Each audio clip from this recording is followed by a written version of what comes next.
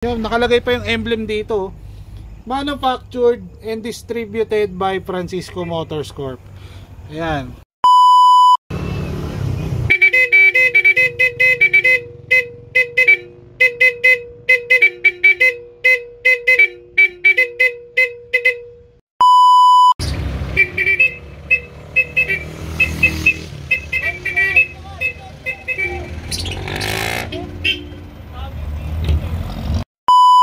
Yo, what's up mga ka-jeep trip at mga ka-jeepers? Magandang gabi sa inyong lahat. Featured natin ngayon sa ating YouTube channel ang isa sa mga unit na gawa ni Francisco Motors. Pero bago tayo magsimula, siguraduhin nakasubscribe ka muna sa ating YouTube channel at syempre, pakihit na din ang notification bell para updated kayo sa lahat ng latest jeepney videos natin. Kaya tara, samahan nyo ang review na specs ni Addison, ang unang Francisco jeepney sa ating YouTube channel.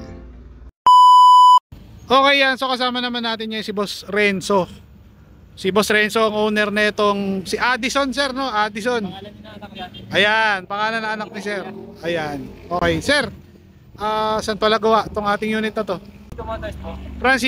Francisco Motors. Ayan. So, gaano katagal na pala sa kanila to, sir? 2007 po ito nang bumiyahe rito. Kahit nakuha ko po siya, 3 years ago lang po. 3 years ago lang. Ayan. So, matagal na. Nabiyahe. 2007 pa. Ayan. Nagkaroon siya ng linya rito. Pero sir, ito is parang 80s model ba? Opo, 80s. Na hanggang ngayon eh na-preserve nung first owner. So kayo is second owner na. Ayan. Okay, sir, ano makina ng ating dalang jeep? 4BA1 po, Isuzu.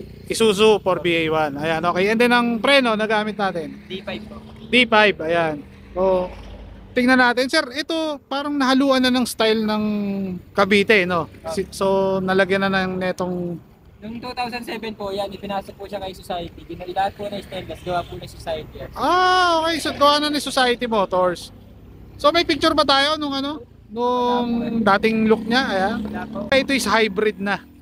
Ayan, Francisco X Society. Ayan. And then sir, meron kayong mga fog lamp dito. Ito is, since ito nga is Society inspired. Ito yung mga ano Society nung araw, no? Mga pormahan, way back 90s, ayan. Okay, dito tayo sa kanilang gulong, sir.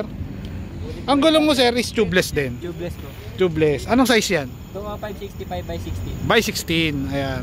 O, kamusta naman to, sir, sa biyahe? Hindi nyo pa na-experience maplatan? Hindi pa, wala pa akong plan dyan. So, nagpapalit na lang kayo ng gulong kasi pudpud na, gano'n. Pero hindi rin na, napakakuna to. Hindi ko siya basta-basta napupudpud. Hindi basta-basta nauupod. Mas matipid ako para sa mga tunggal. Ayun, okay. Dito tayo sa kanilang interior. Sir, itong mounting ng kanilang manibela, ito pa rin yun, no, nabili nyo? Naka-power steering po yan. Naka-power steering na rin, ayan. So, ito is nakabagsak na ganyan. yung cambio natin, sir, ano to? Converted na. Converted po, naka-pang-canter po yan. Pang-canter. Ayan. Pati yung kable. Ilang seater pala tong ating Francisco Motors? 8-seater po. 8-seater.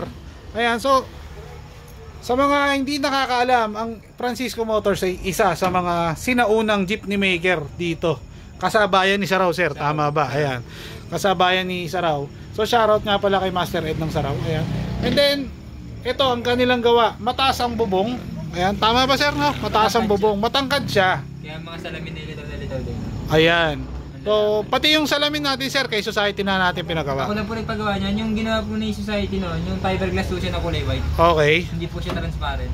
Okay. So, pinapalitan mo na lang. Palitan po ng bubog. Ayan. So, bubog na siya. Ayan. Ito yung kanila interior, mga boss. Oh. Solid.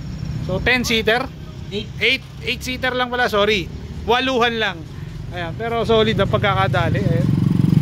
Ayan. So, ito is gawa ni Francisco Motors, syempre. Ayan. Dumako naman tayo dito sa likod. Sir, ito, itong taillight natin, na to. Yan, Francisco yan. Solid Francisco pa. Ayan. Hindi na siya gumagana ngayon, sir, no? Hindi na po. Pero Wala may rin nang mabila ng kaparehas niyan eh. okay. So, hindi na nila pinagana dahil wala na, kumbaga, antigo na. Wala nang mabila ng kaparehas. So, nagtatanong, baka tanongin nyo, taillight po yan. Mukha lang siyang design, pero taillight po yan. Umiilaw, ito yung kulay red nyo, ayan. Nilagyan na nila, sir, ng top load. Ayan. So ginawang Cavite inspired na tong jeepney na ito. Ayan. So, ito ang pinakaunang Francisco Motors jeepney na ating ni-review sa ating YouTube channel, mga boss. Napaka solid nito.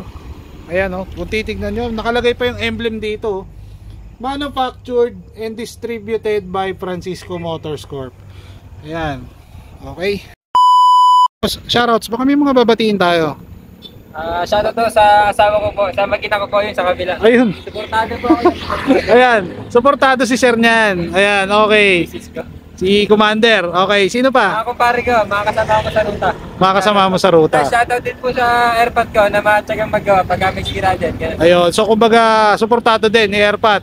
Ayan, ang pag-jeep. Si Jojo Esguera, si Butag Workshop, siya po dumali nung cambio ko yung... Okay. Si Boss Jojo Isguera. Ayan, so shoutout kay Butag Workshop. Okay, sino pa? Meron pa? Okay na, okay. And then sir, sa phase out pala, ano pala opinion natin, sir?